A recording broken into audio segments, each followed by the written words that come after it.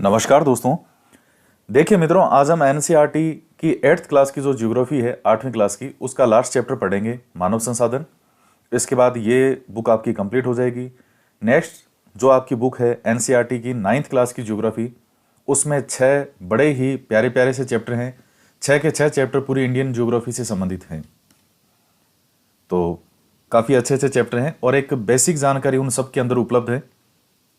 कोई विद्यार्थी अगर इंडियन ज्योग्राफी पढ़ना चाहता है, जिंदगी में पहली बार पढ़ रहा हो, या उसको है कि हाँ मेन चीज़ें जो है वो आपकी होनी चाहिए, तो निश्चित रूप से 9th क्लास की ज्योग्राफी है उसको पढ़नी चाहिए भारत के भूगोल के लिए।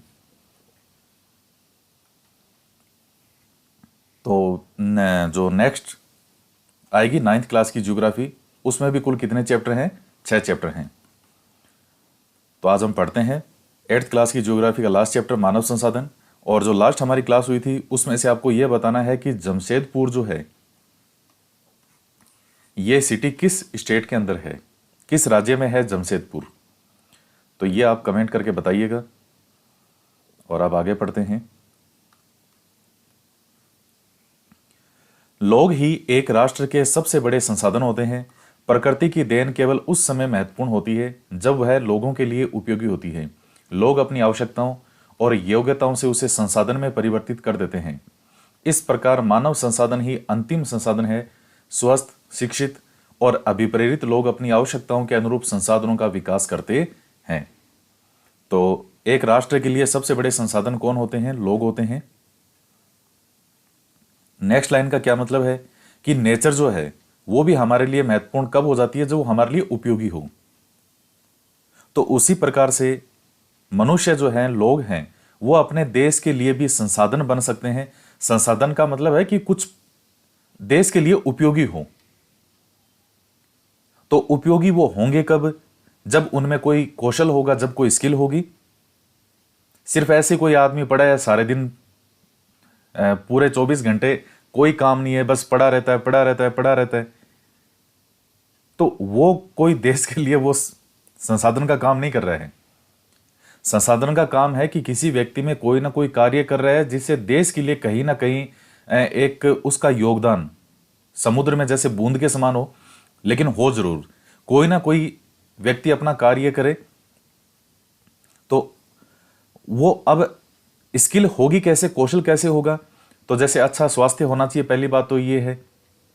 अब कोई व्यक्ति मान लीजिए शराब बहुत पीता है और पूरी जिंदगी उसको शराब कैसे छोड़े, नशे से दूर कैसे रहे, इसी चीज में उसकी सारी उम्र निकल गई, तो वो क्या देश के लिए जो है वो बनेगा संसाधन। कई लोग आप देखते हैं कि घर परिवार में कोई ऐसे लोग भी होते हैं जो शराब बहुत ज्यादा पीते हैं। अब जो फैमिली वाले हैं वो रात दिन इसी चीज में कोशिश करते हैं कि कैसे इस आदमी की शराब जो है वो इससे हटे, कैसे है शराब छोड़े। अलग अलग डॉक्टर से मिलना या और कोई नशा करते हैं। पूरी जिंदगी लोगों की इन्हीं चीजों से दूर होने में निकल जाती है। तो अच्छा स्वास्थ्य होना चाहिए। इसके बाद में है शिक्षित, शिक्षा होनी चाहिए। अभिप्रेरित लोग, कुछ लोग बुझे हुए, जो बुझा हुआ चूना होता है उसकी तरह होते हैं, एकदम जैसे कि मुर्दा हो। जान होनी चाहिए, एक मोटिव होना चाहिए, एक मोटिवेशन होना चाहिए जीवन में कुछ करने के लिए। हालांकि हर व्यक्ति, कोई व्यक्ति 24 आवर्स कभी, कोई ऐसा नहीं कि पूरी जिंदगी हमेशा मोटिवेट ही रहेगा। बहुत से लोग दुनिया को मोटिवेट करते हैं, इतने अच्छा अच्छा मोटिवेट करते हैं, लेकिन खुद भी वो कभी कभी डिमोटिवेशन का शिकार हो जाते हैं, डिप्रेशन का शिकार हो जाते हैं। अभी संदीप माहेश्वरी जी को आप सब जानते ही हैं। संदीप माहेश्वरी, अभी उन्होंने 10-15 दिन पहले का कोई उनका इंटरव्यू था, कब की बात है अभी, उन्होंने ये कहा कि मैं कुछ समय पहले, अभी कुछ दिन पहले ही डिप्रेशन का शिकार हो गया था मैं। अब उस चीज को लोग एक हंसी के रूप में उड़ा सकते हैं कि संदीप माहेश्वरी कैसे डिप्रेशन का शिकार हो सकते हैं। तो वो एक स्थिति अलग है कि कोई व्यक्ति जीवन में हमेशा के लिए मोटिवेट नहीं रह सकता, लेकिन पूरी जिंदगी ही एक बुझे हुए चूने की तरह, कभी कोई कहे तू कुछ कर ले जिंदगी में, कहे हैं कुछ कर ले, हैं ऐसे कर पूरी जिंदगी निकल जाती है। तो एक मोटिवेशन होना चाहिए एक खुद के लिए कि मैं कुछ करूं, मेरे जीवन में कुछ अच्छा करूं। तो स्वस्थ, शिक्षित और अभिप्रेरित लोग अपनी आवश्यकताओं के अनुरूप संसाधनों का विकास करते हैं। तो ये चीजें क्या आप जानते हैं कि भारत सरकार के अधीन एक मानव संसाधन मंत्रालय है। 1985 में इस मंत्रालय का निर्माण लोगों के कौशल को बढ़ाने के लिए किया गया था, कि लोगों में जो स्किल है वो बढ़े, जिससे लोग जो है देश के लिए एक संसाधन के रूप में काम आ सकें। अन्य संसाधनों की भांति मानव संसाधन विश्व में समान रूप से वितरित नहीं है। अपने शैक्षिक स्तर, आयु और लिंग में वे एक दूसरे से भिन्न हैं। तो शिक्षा का स्तर है, एज है, मेल फीमेल, उनकी संख्या और लक्षण भी बदलते रहते हैं। क्या आप जानते हैं प्रधानमंत्री कौशल विकास योजना PKVY को 2015 के अंदर 1 करोड़ भारतीय युवाओं को 2016 से 20 तक प्रशिक्षित करने के उद्देश्य से शुरू किया गया था।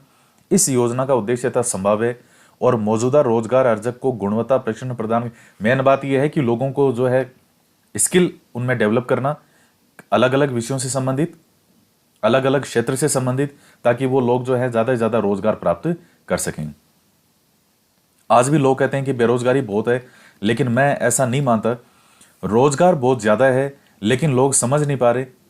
एक तो बड़ा रीजन ये होता है कि व्यक्ति, जैसे यहाँ की बात करें राजस्थान की, तो सबसे ज्यादा जो लोगों में एक उत्साह होता है युवाओं में, वो सरकारी नौकरी को लेकर के, खास करके शिक्षक भर्तियों को लेकर के।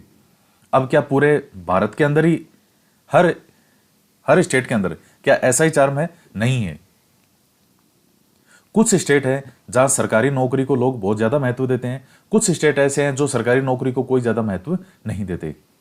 आप पंजाब, हरियाणा उधर चले जाओ, अब तो फिर भी UPSC के लिए कुछ लोग जागरूक होने लगे। वहां नौकरी को लेकर के मानते ही नहीं कि क्या है नौकरी। वो कारण ठीक है, उसके अलग हो सकते हैं कि वहाँ खूब उनके अनाज होता है, खेती में खूब बड़े बड़े खेत हैं, कोई कमी नहीं है। लेकिन एक तो सरकारी नौकरी की तरफ ही प्रयास करते रहना, इसके अलावा कोई विकल्प जो है वो व्यक्ति सोचता ही नहीं है कि अगर मेरा सरकारी नौकरी में नहीं हुआ तो मैं इसके लिए मैं क्या विकल्प कर सकता हूं।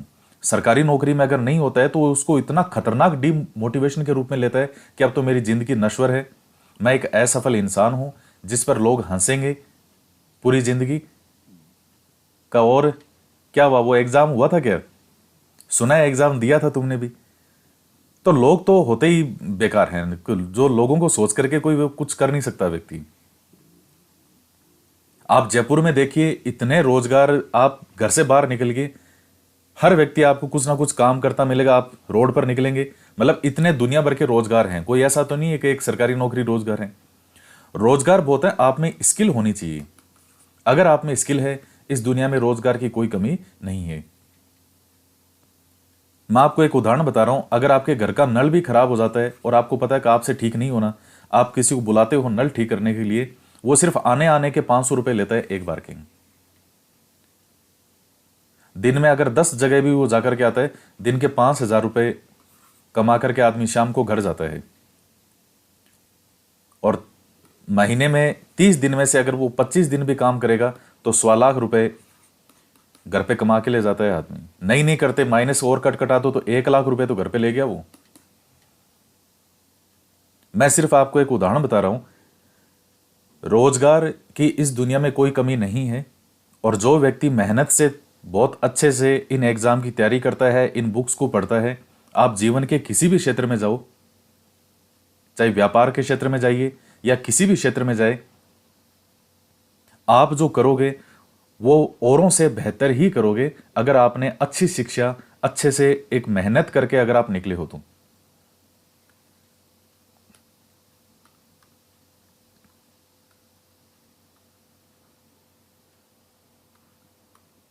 ऐसे दुनिया में हजारों हैं, मेरे पास तो ऐसे उदाहरणों की कोई कमी नहीं है आसपास। मैं हर तरफ देखता हूं कि दुनिया में क्या चल रहा है, कोई कमी नहीं है रोजगार की। मैंने आपको एक छोटा सा उदाहरण बताया, वो आदमी महीने के लाख रुपए तक कमा के अच्छा खासा अपना काम चलाता है, वो भी उसकी मर्जी होती है तो आता है वो। आप 10 बार फोन करोगे तब एक बार आएगा आपका नल ठीक करने वाला भी। आपके लाइट खराब होगी, एक बार के आकर के 200-300 रुपए सिर्फ आने के लेगा वो।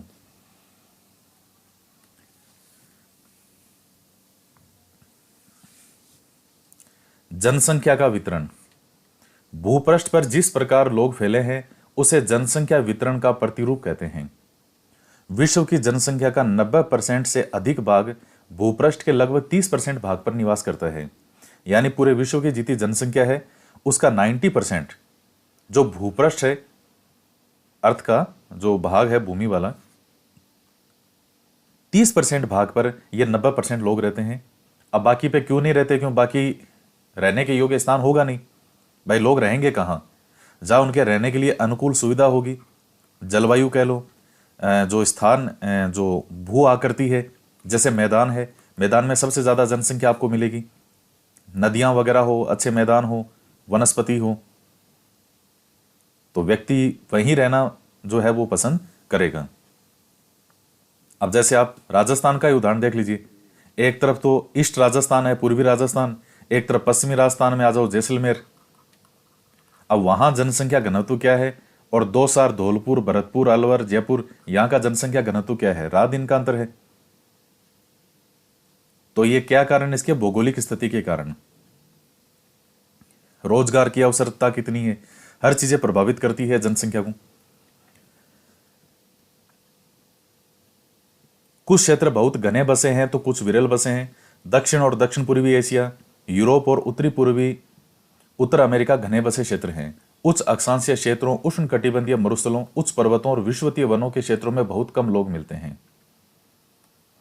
तो उच्च अक्षांशीय क्षेत्रों में मिलेंगे कहां? बहुत ज्यादा ऊपर जाते जाओगे आप उच्च अक्षांश वाले क्षेत्रों में तो बर्फ ज्यादा मिलेगी आपको, वीरान, इस तरह से बर्फ ही बर्फ, मरुस्थल और उष्ण कटिबंधीय मरुस्थल हो, ऊंचे पर्वत हो, विषुवतीय वन हो। अब वन, विषुवतीय वन इतने घने होते हैं कि उसमें सूर्य की रोशनी तक नीचे तक नहीं पहुंच पाती। जो पेड़ की जड़, जो पेड़ का जहां शुरू होता है वृक्ष, इतने ऊपर इस प्रकार से घने फैले हुए, तो कहां मनुष्य रहेगा? कम ही मिलेंगे।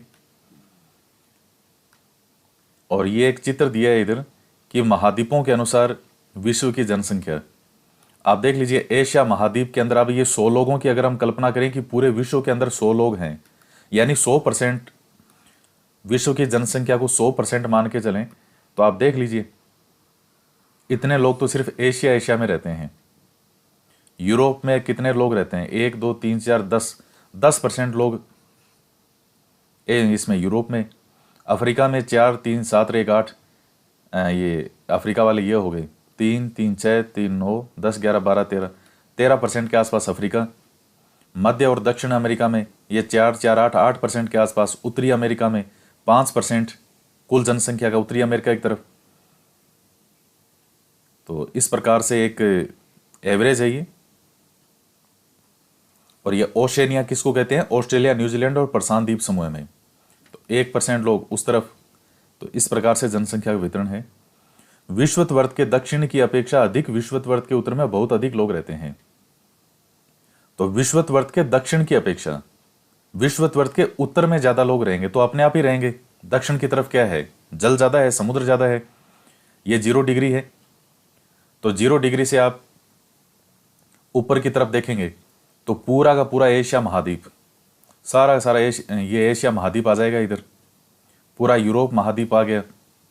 और अफ्रीका के अंदर भी 0 डिग्री कर्क रेखा, वो 0 डिग्री विषुवत रेखा और कर्क रेखा, ये दोनों अफ्रीका से निकलती है। मकर रेखा भी निकलती है अफ्रीका से। तीनों जो रेखाएं हैं वो अफ्रीका महाद्वीप से निकलती है। तो ये 0 और ये आप देख लीजिए, ये ऊपर वाला अफ्रीका, आधे से ऊपर अफ्रीका पूरा पूरा इधर आ गया। अमेरिका महाद्वीप आ गया, उत्तरी अमेरिका वाला। तो ऊपर की तरफ आप चलते जाओगे तो स्थल भाग आपको ज्यादा मिलेंगे, स्थल ही मिलेंगे ऊपर की तरफ। समुद्र भी बीच बीच में कुछ सागर हैं, भूमध्य सागर वगैरह ये कुछ, लेकिन मेनली स्थलीय भाग ज्यादा मिलेंगे। जबकि दक्षिण की तरफ आप बढ़ते जाओ, हिंद महासागर, अंटार्कटिक, उधर महाद्वीप की तरफ बढ़ जाओगे, दक्षिणी महासागर, तो जल ही जल है। विश्व की कुल जनसंख्या के लगभग 3/4 लोग 2 महाद्वीपों एशिया और अफ्रीका में रहते हैं। विश्व के 60% लोग केवल 10 देशों में रहते हैं।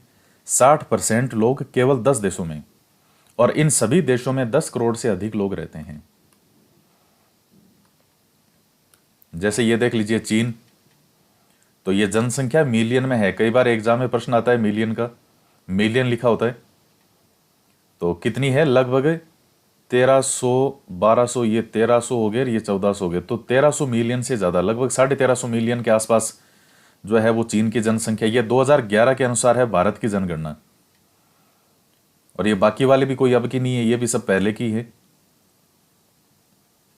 2011 के अनुसार ही मान के चलो इसको। अब तो जनसंख्या बहुत ज़्यादा होगी।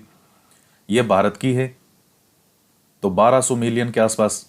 फिर USA, Indonesia, Brazil, Pakistan, Bangladesh, Nigeria, रूस, जापान।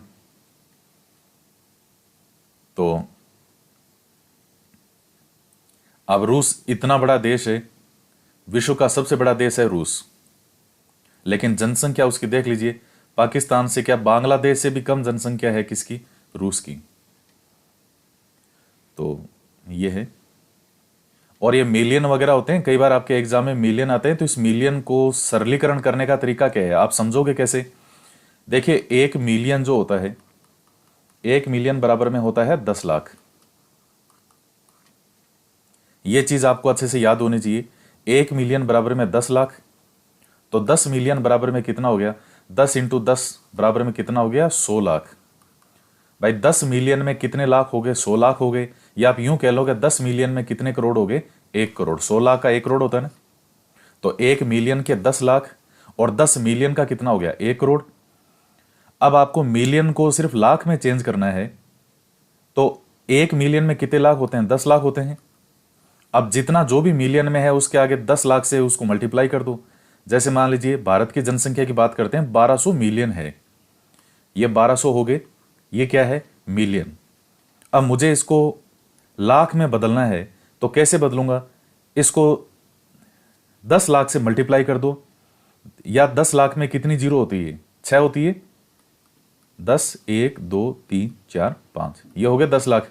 तो टोटल कितनी जीरो होती है 10 लाख में, 6 जीरो। अब चाहे मल्टीप्लाई करो या सीधा इसके आगे 6 जीरो जोड़ दो, 1, 2, 3, 4, 5, 6। ये पूरा इसके आगे मैं लिख सकता हूं लाख। कोई पूछे भारत की जनसंख्या कितनी है, तो मैं ऐसे लिख सकता हूं ना, इसको यूं लिख कर आगे लाख लिख सकता हूं। और अगर मुझे इसको मिलियन में वापस चेंज करना है, तो 1 मिलियन में 10 लाख होते हैं, तो मुझे इसमें 10 लाख का भाग देना पड़ेगा। 10 लाख का मैं इसमें भाग दूंगा तो ये 6 जीरो कट हो जाएगी, वापस 1200 मिलियन आ जाएगा। लाख में चेंज करना है तो 10 लाख से मल्टीप्लाई कर दूं। तो आप गिन लो इसको, इकाई, दहाई, सैकड़ा, हजार, 10,000, लाख, और फिर 10 लाख, करोड़, 10 करोड़ और अरब। तो 1 अरब और 20 करोड़। तो इस 1200 मिलियन का मतलब क्या हो गया, 1 अरब 20 करोड़। और मुझे सीधा मिलियन को करोड़ में ही चेंज करना है। तो मैंने आपको बताया कि 10 मिलियन का होता है 1 करोड़। तो मुझे सीधा इन मिलियन को करोड़ में ही बदलना है, तो उसके बटे में 10 का भाग दे दो। 1200 है, 1200 बटे 10 का मैंने भाग दे दिया सीधा। 1 जीरो से 1 जीरो कट गई, 120 करोड़। ये आ गया सीधा। और इसको अरब में आप अपने आप ही बोल दो, फिर 120 करोड़ का मतलब ही हो गया 1 अरब 20 करोड़। या सारा मिला करके 120 करोड़ है, 120 करोड़ को अरब में कन्वर्ट करोगे, कर लो कन्वर्ट, तो 1 अरब 20 करोड़ हो गए। तो ये आपको संख्याएं बदलनी आनी चाहिए।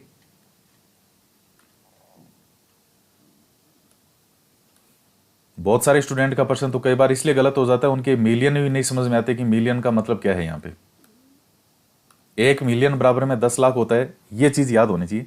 जनसंख्या का घनत्व, पृथ्वी पृष्ठ के एक इकाई क्षेत्र में रहने वाले लोगों की जनसंख्या को जनसंख्या का घनत्व कहते हैं।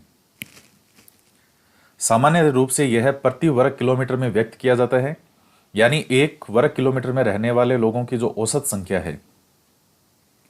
संपूर्ण विश्व का औसत जनसंख्या घनत्व 51 प्रति व्यक्ति प्रति वर्ग किलोमीटर है। यह विश्व का औसत जनसंख्या घनत्व है, तो यह ध्यान रखें।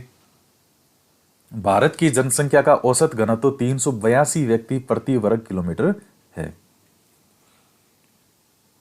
सबसे अधिक जनसंख्या घनत्व दक्षिणी मध्य एशिया में है, इसके पश्चात क्रमशः पूर्वी एशिया और फिर दक्षिणी पूर्वी एशिया।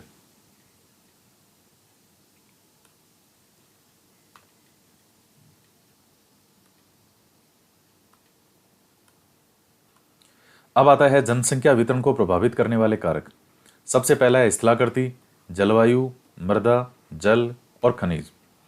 लोग सदैव पर्वतों और पठारों की तुलना में मैदानी भागों में ही रहना पसंद करते हैं। मैंने आपको ऊपर बताया था कि जनसंख्या कहाँ ज्यादा होगी, तो आप देख लीजिए। सबसे पहला तो स्थलाकृति, मैंने आपको एक चीज बताई थी, भौतिकी रूप से जो लोगों के लिए सरल हो, जैसे मैदान। तो पर्वत पठार की बजाय लोग मैदानों में रहना ज्यादा पसंद करते हैं, क्योंकि खेती के लिए, वीर निर्माण और सेवा क्रियाओं के लिए उपयुक्त हैं। गंगा के मैदान विश्व के सबसे अधिक घने बसे क्षेत्र हैं। एंडीज, आल्प्स और हिमालय जैसे पर्वत विरले बसे हुए हैं। यह यूपी बिहार की जनसंख्या इतनी ज्यादा क्यों है? मैदानी भाग हैं, ये गंगा बहती है वहां से, तो इतने शानदार मैदान बने हुए हैं गंगा और उसकी सहायक नदियों के द्वारा, तो जनसंख्या अपने आप ही ज्यादा होगी। जलवायु, लोग सामान्य रूप से चरम जलवायु जो अत्यधिक गर्म हो या फिर अत्यधिक ठंडी हो, इनमें नहीं रहना चाहते। जैसे सहारा मरुस्थल, तो गर्म जलवायु मिलेगी। रूस के ध्रुवीय प्रदेश, ये कनाडा, अंटार्कटिका, यहाँ क्या है, ठंडी जलवायु। तो जहां बहुत ज्यादा ठंड हो या बहुत ज्यादा गर्मी हो, वहां लोग नहीं रहना चाहते। जहां एक नॉर्मल सही तापमान हो, वहां लोग रहना पसंद करते हैं।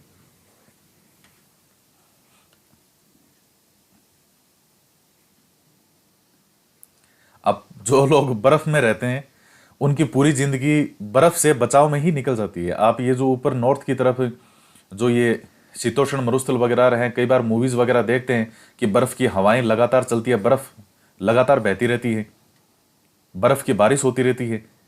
तो लोग वहां जहां रहते हैं, तो उनकी आधी लाइफ तो उस बर्फ को हटाने में ही निकलती रहती है।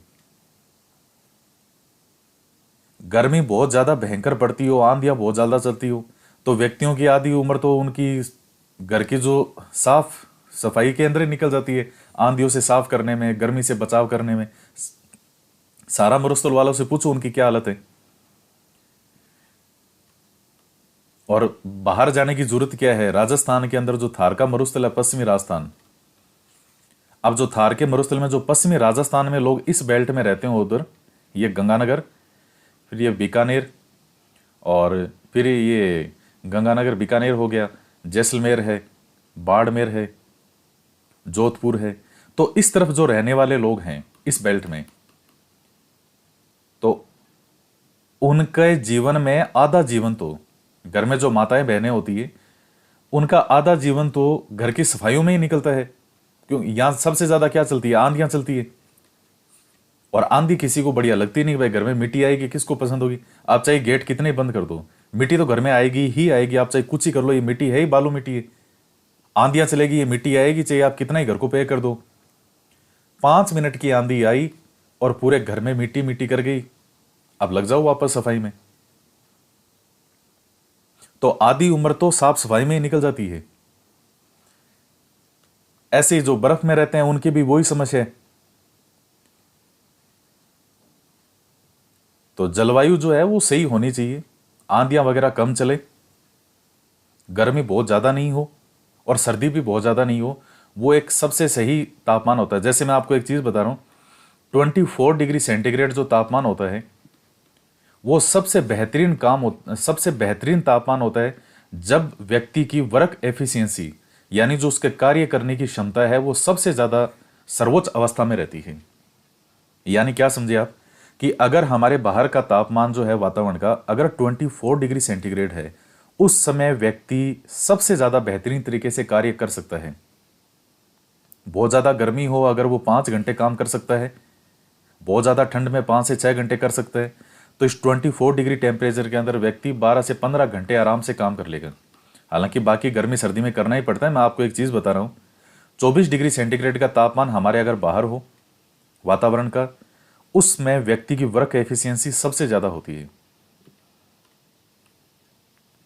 अब आती है मृदा। उपजाऊ मृदाएं कृषि के लिए उपयुक्त भूमि प्रदान करती है। भारत में गंगा, ब्रह्मपुत्र, चीन में हवांगो, चांगजियांग, मिस्र में नील नदी के उपजाऊ मैदान घने बसे हुए क्षेत्र हैं।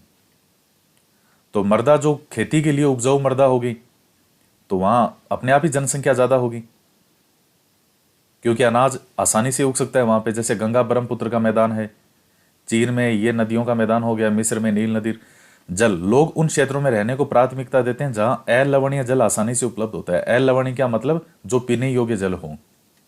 तो विश्व की नदी घाटियां घने बसे क्षेत्र है, जबकि जन से मरुस्थल क्या है? विरल जनसंख्या वाले हैं।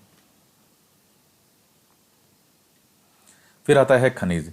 खनिज निक्षेपों वाले क्षेत्र अधिक बसे में हैं। दक्षिणी अफ्रीका में हीरे की खान और मध्य पूर्व में तेल की खोज ने इन क्षेत्रों में लोगों को रहने के लिए प्रेरित किया है। निक्षेप का मतलब है भंडार से।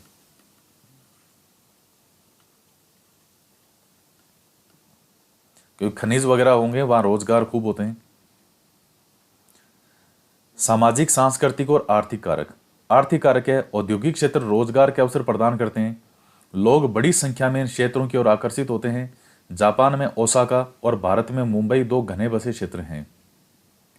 आपके आसपास गांव का या कोई भी व्यक्ति हो, आप देख लेना, या तो आपको सूरत गया मिलेगा, या मुंबई मिलेगा, या मिलेगा कोलकाता, क्योंकि रोजगार के अवसर वहां बहुत ज्यादा हैं। अब मुंबई का ये नहीं है कि साहब मैं हीरो बनने जाऊंगा। मुंबई के अंदर इतने ज्यादा रोजगार के अवसर हैं, आपको अपने आस अड़ोस पड़ोस घर परिवार में कोई ना व्यक्ति ऐसा मिलेगा जो या तो मुंबई गया हुआ है या सूरत या कोलकाता। क्यों? क्योंकि वहां रोजगार के अवसर ज्यादा हैं। बेंगलोर हो गया। सांस्कृतिक कारक। धर्म और सांस्कृतिक महत्ता वाले स्थान लोगों को आकर्षित करते हैं। जैसे वाराणसी है, भारत की बात करें तो यरूशलेम हो गया, वेटिकन सिटी है। तो ये कुछ धर्म से, संस्कृति से जुड़े हुए स्थान हैं। सामाजिक कारक, अच्छे आवास हो, शिक्षा और स्वास्थ्य सुविधाओं के क्षेत्र। अब मान लीजिए अब जैसे जयपुर की बात करें तो जयपुर के अंदर, पूरे राजस्थान के अंदर सबसे ज्यादा जनसंख्या है। क्यों है यहां पे जनसंख्या? रोजगार के अवसर खूब हैं, अच्छी शिक्षा है, अच्छे स्कूल आपको मिलेंगे। अब ऐसा नहीं है बाकी जगह नहीं है, लेकिन वो सब सम्मिलित रूप से चीजें होती है। अच्छे रोजगार के अवसर उपलब्ध है, अच्छी जो हॉस्पिटल वगैरह है, जैसे राजस्थान का सबसे बड़ा एसएमएस हॉस्पिटल। आप चाहे राजस्थान की किसी भी डिस्ट्रिक्ट के रहने वाले हैं, अगर आपके वहां के हॉस्पिटल के किसी डॉक्टर ने जवाब दे दिया कि साहब हमसे तो अब नहीं संभलेगा, सीधा जयपुर लेके चले जाओ। क्यों? क्योंकि यहां सुविधाएं ज्यादा हैं, मशीनें ज्यादा है, डॉक्टर ज्यादा हैं, अच्छे आवास है, रहने के लिए सुविधाएं वगैरह हैं। तो ये सब चीजें हैं। जीवन प्रत्याशा क्या होता है? यह उन वर्षों की संख्या है जिसमें औसत व्यक्ति के जीवित रहने की आशा की जा सकती है। तो ये जीवन प्रत्याशा है कि एक व्यक्ति, औसत व्यक्ति जो है वो कितने समय तक जो है वो जीवित रहने की, कितने वर्षों तक औसत आयु क्या है। तो अलग अलग देशों की अलग अलग औसत आयु है।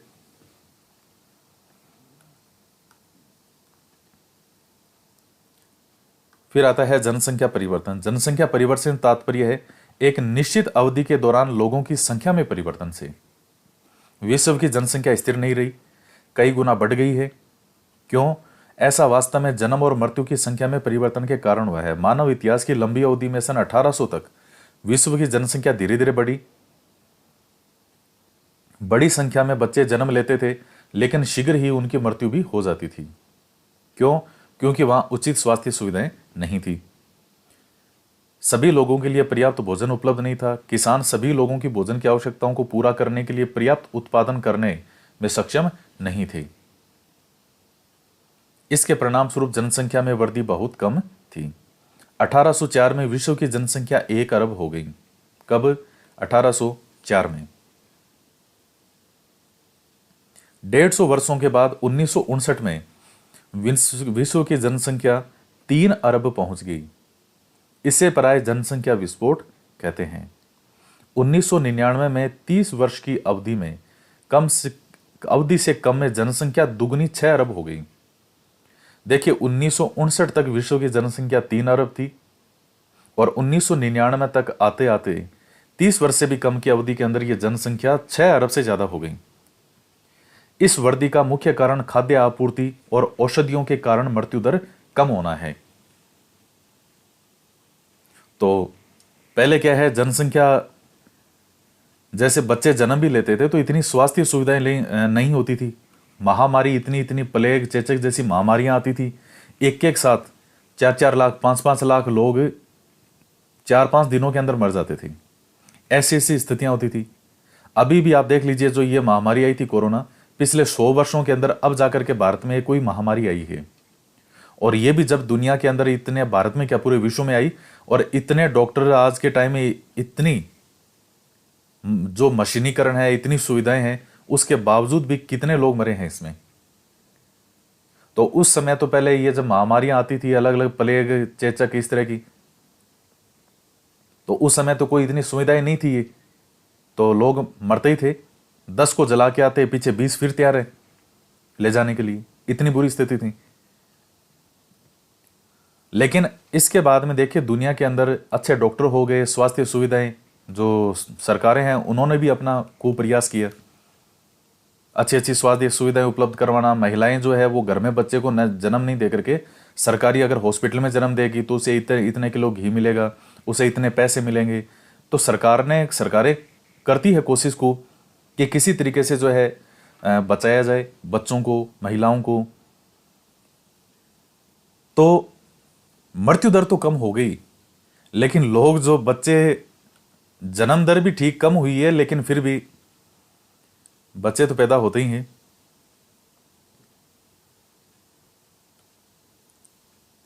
ये 1999 2000 के बाद में लोग एक्टिव हुए हैं कि नहीं, बच्चे 2 ही अच्छे। पहले तो इतना नहीं होता था, लोग सोचते कि ठीक है अब जो भी हो भगवान की मर्जी है, अब भगवान क्या करेगा उसमें। बच्चे अब खुद, किसी के 8 बच्चे हैं, किसी के 7 बच्चे हैं, किसी के 5 बच्चे हैं। पहले मृत्यु दर ज्यादा होती थी, अब वो मृत्यु दर तो उतनी रही नहीं। ये तो 1999 की मैं बात बता रहा हूँ आपको। अब तो लोग बहुत ज्यादा इस चीज में जागरूक हुए हैं कि ज्यादा बच्चों को, अगर आप अच्छी सुविधा नहीं दे सकते, अच्छी स्वास्थ्य शिक्षा नहीं दे सकते, तो उन बच्चों को मत जन्म दो। 1 2 बच्चे हों तो उनको आराम से उनकी पढ़ाई लिखाई, एजुकेशन अच्छे से हो पाए। जन्मों को साधारणतः जन्म दर से आंका जाता है। जन्म दर अर्थात प्रति 1000 व्यक्तियों पर जीवित जन्मों की संख्या। जन्म दर क्या होता है कि प्रति 1000 व्यक्तियों पर कितने जीवित जन्म, कितने बच्चे जीवित हैं, जन्म जो होता है। मृत्यु दर को प्रति 1000 व्यक्तियों पर मृतकों की संख्या में मापा जाता है। किसी क्षेत्र विशेष में लोगों के आने जाने को क्या कहते हैं? प्रवास। जन्म और मृत्यु जनसंख्या परिवर्तन के प्राकृतिक कारण है। एक देश के जन्म दर और मृत्यु दर के बीच के अंतर को प्राकृतिक वृद्धि दर कहा जाता है। जन्म दर और मृत्यु दर के बीच का जो अंतर है, प्राकृतिक वृद्धि दर। तो ये विश्व की जनसंख्या दिखाई है इन्होंने, और 2025 तक जो विश्व की जनसंख्या है वो हो जाएगी, ये तो ऊंचे जाता ही जा रहा है, ये 8,525 मिलियन। मतलब इसका मतलब क्या हो गया कि 8 अरब 52 करोड़ से ऊपर।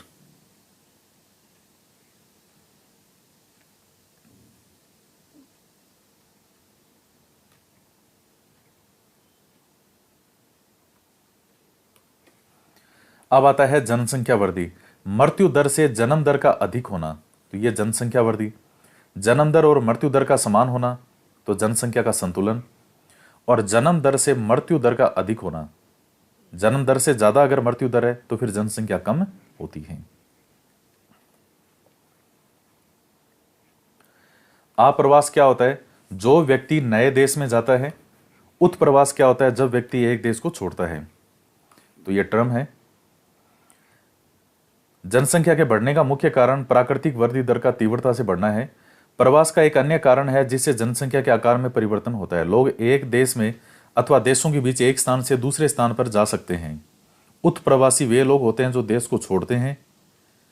अप्रवासी या अप्रवासी लोग वे होते हैं जो देश में आते हैं। संयुक्त राज्य अमेरिका और ऑस्ट्रेलिया जैसे देशों में भीतरी प्रवास अथवा अप्रवास द्वारा संख्या बढ़ी है। सूडान देश एक ऐसा उदाहरण है जिसमें लोगों के बाहर चले जाने अथवा उत्प्रवास के कारण जनसंख्या में कमी का अनुभव किया गया है। तो सूडान से लोग बहुत ज्यादा बाहर जाते हैं। अंतर्राष्ट्रीय, आप बाहर से ही देख लीजिए, अमेरिका है, ऑस्ट्रेलिया है, ये इधर हो गया, अमेरिका के पास में हो गया ये कनाडा।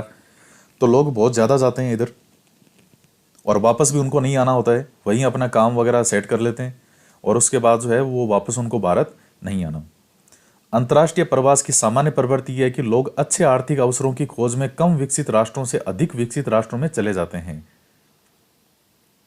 देशों के अंदर बड़ी संख्या में लोग रोजगार, शिक्षा, स्वास्थ्य सुविधाओं की खोज में ग्रामीण क्षेत्रों से नगरीय क्षेत्रों की ओर चले जाते हैं। तो कहीं किसी स्थान पे जनसंख्या बढ़ने का कारण जो है वो एक ये भी होता है। अब जैसे जयपुर की जनसंख्या राजस्थान के बाकी जिलों से ज्यादा क्यों है? एक बहुत बड़ा कारण रोजगार भी है। जनसंख्या परिवर्तन के प्रतिरूप। जनसंख्या वृद्धि की दर विश्व में अलग अलग है। यद्यपि विश्व की कुल जनसंख्या तीव्रता से बढ़ रही है, तथापि सभी देशों में यह वृद्धि अनुभव नहीं की जा रही। कुछ देशों में जैसे केन्या में जनसंख्या वृद्धि दर ऊंची है। उन देशों में जन्म दर और मृत्यु दर दोनों ही उच्च हैं। तो जनसंख्या तीव्र गति से बढ़ रही है। केन्या जैसे जो देश है वहां जनसंख्या वृद्धि दर ऊंची है। हाल ही में स्वास्थ्य सेवाओं में सुधार के साथ मृत्यु दर कम हो गई है, परंतु जन्म दर अभी भी अधिक है। मैंने आपको ऊपर बताया था जो कि मृत्यु पर तो कंट्रोल कर लिया गया है। जैसे बच्चों का जन्म होता है तो जन्म के बाद में उनको सुविधाएं वगैरह जो उस वक्त जिस समय उनको अच्छे स्वास्थ्य की आवश्यकता होती है तो इतने हॉस्पिटल वगैरह हैं कि सुविधाएं मिल जाती है और आदमी की आयु भी आराम से निकल जाती है। कई बीमारियां हैं तो जो व्यक्ति ये दवाइयां लेता रहता है, जीवन निकलता रहता है उसका। मृत्यु दरों में कमी आ गई, लेकिन जन्म दर जो है वो अभी भी मृत्यु दर की तुलना में जन्म दर अभी भी अधिक है। अन्य देशों में जैसे यूनाइटेड किंगडम में निम्न जन्म दर और मृत्यु दर के कारण जनसंख्या वृद्धि दर की दर मंद है। अब जैसे यूनाइटेड किंगडम यानी ब्रिटेन, तो वहां जन्म दर जो है वो निम्न है। तो इस कारण से जनसंख्या वृद्धि उतनी नहीं बढ़ रही वहां पे।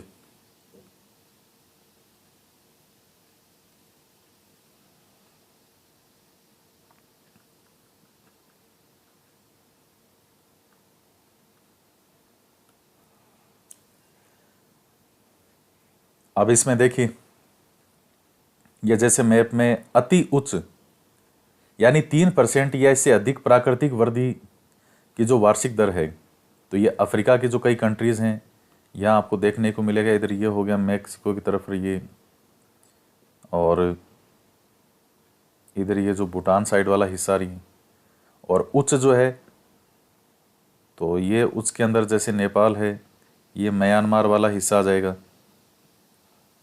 और बाकी जो आप जगह देख रहे हैं तो ये ऊंची है। फिर ये आदर्श वाली स्थिति है, तो कई स्थानों पे ये जैसे भारत जो है इधर निम्न यानी 0.9% या कम, तो इसमें इधर ये वाले रही,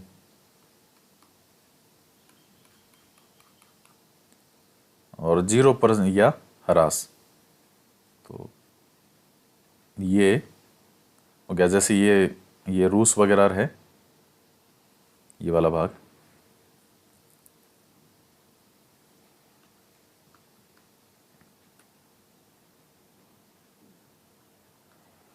इसके बाद आता है जनसंख्या संगठन। किसी देश की जनसंख्या कितनी भी अधिक हो, उसका उस देश के आर्थिक विकास के स्तर से कुछ अंतर नहीं पड़ता। उदाहरण के लिए बांग्लादेश और जापान अति घने बसे देश हैं, लेकिन जापान बांग्लादेश से आर्थिक रूप से अधिक विकसित देश है। एक संसाधन के रूप में लोगों की भूमिका को समझने के लिए हमें उनके गुणों के बारे में जानने की आवश्यकता होती है। लोग अपनी आयु, लिंग, साक्षरता स्तर, स्वास्थ्य दशाएं, व्यवसाय और आय के स्तर पर एक दूसरे से भिन्न होते हैं। लोगों की इन विशेषताओं के बारे में जानना आवश्यक है।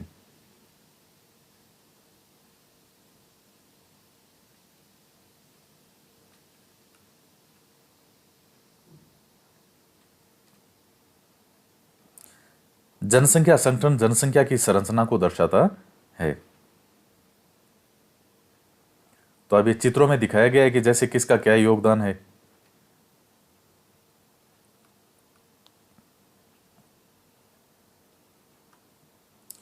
जनसंख्या संगठन हमारी यह जानने में सहायता करता है कि कितने पुरुष और कितनी स्त्रियां हैं, वे किस आयु वर्ग के हैं, कितने शिक्षित हैं, किस प्रकार के व्यवसाय में लगे हैं, उनकी आय का क्या स्तर है, स्वास्थ्य दशाएं कैसी है।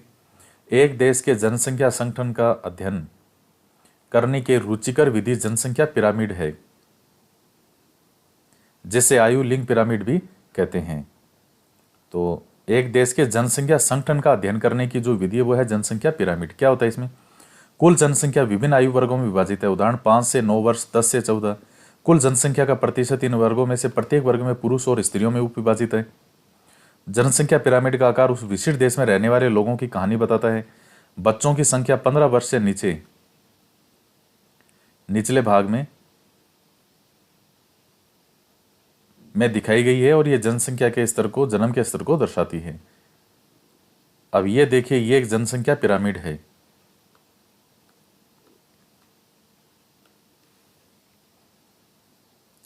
तो इसमें पुरुषों की संख्या, स्त्रियों की संख्या और किस आयु वर्ग के हैं उस चीज को दर्शाया गया है। 0 से 4 वर्ष के, 5 से 9, 10 से 14, 15 से 19, तो 35 से 39 वर्ष वाले जो हैं वो कितने हैं, इस प्रकार से। ऊपर का आकार वृद्ध लोगों 65 वर्ष से अधिक की संख्या दर्शाता है और मृतकों की संख्या को दर्शाता है। जनसंख्या पिरामिड एक देश में आश्रित लोगों की भी संख्या बताता है। युवा आश्रित लोग 15 वर्ष से कम आयु के और वृद्ध आश्रित लोग 65 वर्ष से अधिक आयु के, आश्रित आयु के जनसंख्या के अंतर्गत आते हैं। आश्रित का मतलब कि ये लोग माने जाते हैं कि ये दूसरों पर आश्रित हैं। कम से कम 15 वर्ष तक के माने जाते हैं कि ये अपने माता पिता पे आश्रित होते हैं, जो भी उनके गार्जियन है, अभिभावक।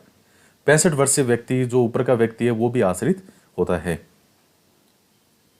तो कार्यरत आयु वर्ग के अंदर माना जाता है 15 से 65 लोगों को आर्थिक रूप से सक्रिय वर्ग के अंदर रखा गया है। यह आंकड़ा कई बार परीक्षा में पूछा भी गया है, तो इसको ध्यान रखना। एक देश का जनसंख्या पिरामिड जिसमें जन्म दर और मृत्यु दर दोनों ही ऊंचे हैं, आधार पर चौड़ा है और ऊपर तीव्रता से संकरा हो जाता है। ऐसा इसलिए कि बहुत से बच्चे जन्म लेते हैं, लेकिन उनमें से अधिकतर की मृत्यु शैशव काल में ही हो जाती है। कुछ ही बड़े हो पाते हैं, इसलिए वहां वृद्ध लोग बहुत कम हैं। इस स्थिति को केन्या के पिरामिड द्वारा दर्शाया गया है। जन्म दर देखिए खूब है, और जैसे जैसे ऊपर की तरफ बढ़ते जाएंगे तो अपने आप ही ये संख्या कम होती जाएगी।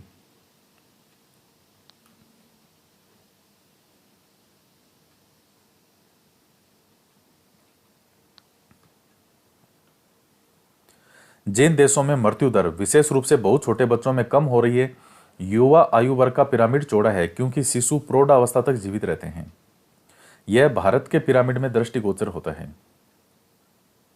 क्योंकि भारत के अंदर जो युवा है वो सबसे ज्यादा है। इस प्रकार की जनसंख्या में युवा सापेक्षता अधिक है। इसका अर्थ है कि मजबूत और वर्धमान बढ़ती हुई श्रम शक्ति। तो पूरे विश्व के अंदर अभी सबसे ज्यादा युवा जो है वो भारत में आपको देखने को मिलेंगे, लेकिन इस युवा शक्ति का सही दिशा में उपयोग नहीं हो पा रहा है। तो कम जन्म दर वाले जापान जैसे देशों में आधार पर पिरामिड संकरा है। घटी मृत्यु दर के कारण अधिक लोग वृद्ध आयु तक पहुंच जाते हैं।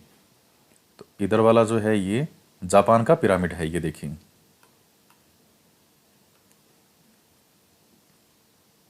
तो जन्म दर जो है वो जापान में कम है, तो ये देखिए या आधार में आपको कम मिलेंगे ये। और फिर आयु जापान में वैसे लोग जीते भी खूब हैं।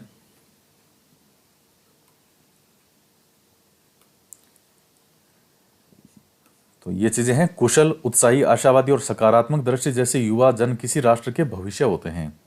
ये बहुत बड़ी बात कही है इन्होंने।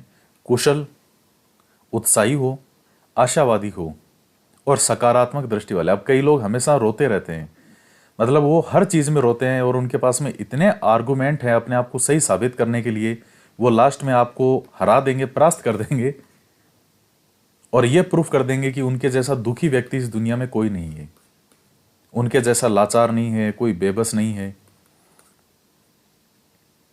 एक वो होते हैं साहब, कोई भी परिस्थिति हो कि ठीक हम फिर से प्रयास करेंगे, या हमारी ओर से समस्याएं सभी की आती है। इस दुनिया में ऐसा कोई व्यक्ति नहीं है जैसे जिसके कोई समस्या नहीं हो, लेकिन उस समस्या से पार कैसे पानी है, तो वो चीज महत्वपूर्ण है।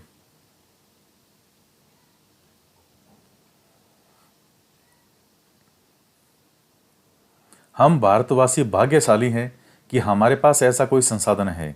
उन्हें योग्य और उत्पादक बनाने के लिए, कुशल बनाने का अवसर प्रदान करने के लिए अवश्य ही शिक्षित किया जाना चाहिए। तो ये आपका चैप्टर था कि मानव संसाधन के रूप में किस तरह उपयोग हो सकता है।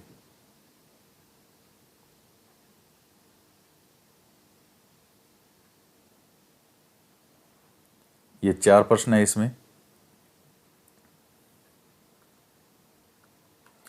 सबसे पहला है, जनसंख्या वितरण शब्द से क्या तात्पर्य है? किसी विशिष्ट क्षेत्र में समय के साथ साथ जनसंख्या में किस प्रकार परिवर्तन होता है?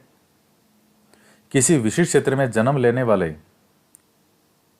लोगों की संख्या के संदर्भ में मृत्यु प्राप्त करने वाले लोगों की संख्या किसी दिए हुए क्षेत्र में लोग किस रूप से वितरित हैं? क्या होगा इसका सही उत्तर? तो देखिए, जनसंख्या वितरण क्या होता है? नाम से है कि जो है किसी भी क्षेत्र के अंदर लोग किस रूप से वितरित हैं। तो ये इसका सही उत्तर गए हो जाएगा। किसी दिए हुए क्षेत्र में लोग किस रूप में वितरित हैं, वो हैं जो वहां है। वे 3 मुख्य कारक कौन से हैं जिससे जनसंख्या में परिवर्तन होता है? जन्म, मृत्यु, विवाह, जन्म, मृत्यु, प्रवास, जन्म, मृत्यु और जीवन प्रत्याशा। तो वे 3 मुख्य कारक कौन से हैं जिनसे जनसंख्या में परिवर्तन होता है? अब मुझे पता है ये इसका आंसर आपके क्लिक नहीं हो रहा माइंड में, क्योंकि मुझे पता है कि कौन से क्वेश्चन का जवाब आप दे पाओगे भिड़ते ही, और कौन से क्वेश्चन को सोचने पर भी आपके जवाब अभी भी आपके दिमाग में नहीं आ रहा है कि आपको लग रहा है यार ये तो सही, तो आपको सारे ही सही लग रहे हैं। तो इसका सही उत्तर क्या होगा? ख होगा, जन्म, मृत्यु और प्रवास। कि जनसंख्या में कहीं परिवर्तन क्यों होता है, कहीं कम या कहीं ज्यादा, वो परिवर्तन का कारण होता है जन्म, मृत्यु तो है ही है सबसे बड़े फैक्टर, प्रवास भी एक बहुत बड़ा फैक्टर है। तो ये जीवन प्रत्याशा हो गया, विवाह हो गया, तो ये उतने बड़े फैक्टर नहीं है। हालांकि आप जैसे विवाह है तो जन्म, तो अब विवाह होगा तो ही आगे जन्म होगा ना, फिर भाई विवाह होगा तो ही आगे जन्म होंगे। तो विवाह होना ठीक है, विवाह भी होता है। तो जनसंख्या का ये भी होता है कि जैसे कई व्यक्ति का विवाह हो गया, भाई एक ही जगह 2 रहने लगे वहां पे, लेकिन उस चीज के अंदर भी तो क्या शामिल है? ये हो गया ना प्रवास, एक स्थान से दूसरे स्थान पर चले जाना। तो प्रवास के अंदर भी विवाह की एक्टिविटी शामिल होगी, एक स्थान से दूसरे स्थान पर जाना। तो इसलिए प्रवास होगा, और जीवन प्रत्याशा भी है, लेकिन मुख्य रूप से जो मेनली है वो है प्रवास। 1999 में विश्व की जनसंख्या कितनी हो गई थी? ये तो आपको सबको याद होगा। अब आप में से कईयों के माइंड में 3 अरब भी आ रहा होगा। 3 नहीं है, 6 अरब होगा। सही उत्तर क्या है? 6 अरब। जनसंख्या पिरामिड क्या होता है? जनसंख्या का आयु लिंग संगठन का आलेखीय निरूपण, यही होगा इसमें। जब किसी क्षेत्र का जनघनत्व इतना बढ़ जाता है कि लोग ऊंची इमारतों में रहने थे, ये नहीं है। बड़े नगरीय क्षेत्रों में जनसंख्या वितरण का प्रतिरूप, ये नहीं होगा। पहला ही होगा इसका, क वाला। तो ये 4 प्रश्न थे आपके, और ये कंप्लीट हो गए। तो ये 8th क्लास की ज्योग्राफी जो है ये आपकी कंप्लीट हो गई है। ये देखिए किताबों के लास्ट पेज पे मूल अधिकार भी लिख रखे हैं इन्होंने। भारत के संविधान में भाग 3 अनुच्छेद 12 से 35 समता का अधिकार, स्वातंत्र्य अधिकार, और फिर यह शोषण के विरुद्ध अधिकार, धर्म की स्वतंत्रता, संस्कृति और शिक्षा संबंधी और संवैधानिक उपचारों का अधिकार। तो ये 8th क्लास की ज्योग्राफी आपकी कंप्लीट होती है। नेक्स्ट क्लास के अंदर जो है वो हम 9th क्लास की जो ज्योग्राफी है वो शुरू करेंगे। और ये 9th क्लास की ज्योग्राफी जो है वो पूरी तरह से भारत का भूगोल है, जिसमें 6 चैप्टर हैं। भारत का आकार और स्थिति, भारत का भौतिक स्वरूप, अपवाह तंत्र, जलवायु, प्राकृतिक वनस्पति और वन्य प्राणी, और जनसंख्या। तो सभी चैप्टर आपके लिए बहुत महत्वपूर्ण हैं, चाहे आपका रीट का एग्जाम हो, चाहे 2nd ग्रेड का एग्जाम हो, और बाकी और जो भी भर्ती परीक्षाएं हैं राजस्थान की जिनमें भारत का भूगोल वगैरह आता है, तो उन सब के लिए ये महत्वपूर्ण है। तो रीट की जो तैयारी करने वाले विद्यार्थी हैं वो इन चैप्टर को विशेष तौर से ध्यान से पढ़ना है कि इनमें से कोई पॉइंट नहीं छूट जाए। तो बहुत मजा आएगा आपको पढ़ के, बहुत अच्छा लगेगा। तो आज के वीडियो के अंदर इतना ही। वीडियो को लाइक जरूर करें, ज़्यादा से ज़्यादा शेयर करें। तो मिलते हैं नेक्स्ट वीडियो में। जय हिंद, जय भारत।